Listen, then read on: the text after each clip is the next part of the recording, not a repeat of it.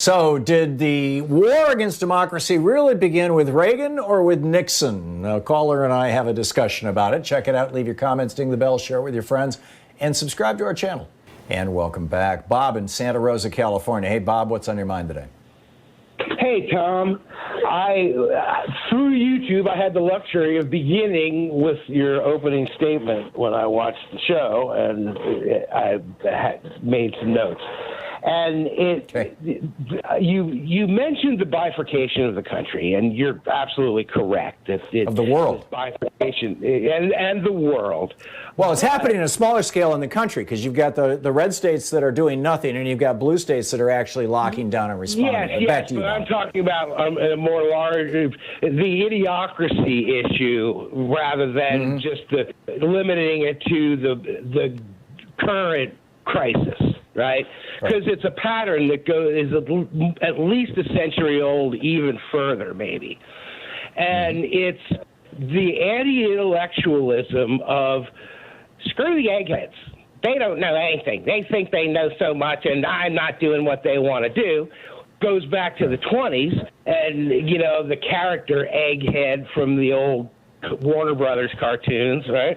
And now it's expressed as own the libs and Democrats are the enemy of America, that you get. And these are the same people. They're the same people that were the anti-war people during Vietnam, the anti-racist people. You've been fighting them your whole life, Tom, and so have I.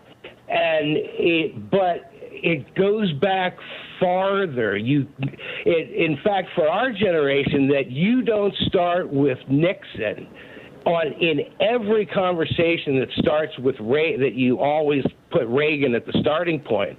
But it really starts with Nixon because Nixon was in the White House from 1952 to 1974.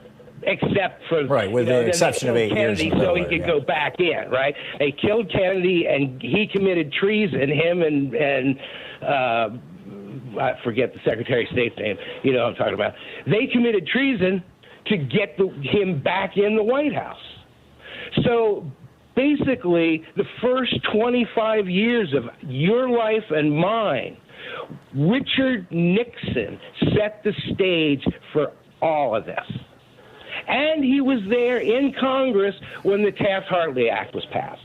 He voted for the Taft-Hartley Act.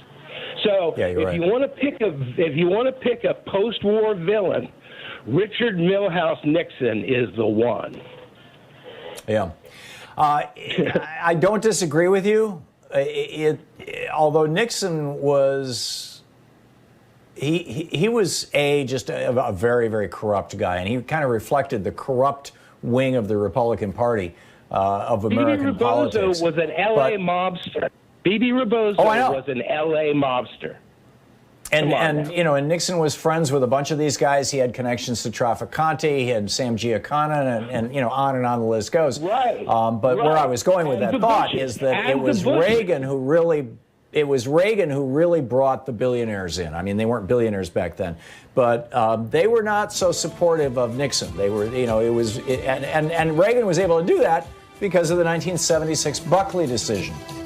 So I get what you're saying, Bob, and I don't disagree with it, but I'm going to continue to say that the real genuine, and almost irrevocable death of democracy in America really began, or at least the middle class in America actually began with Reagan.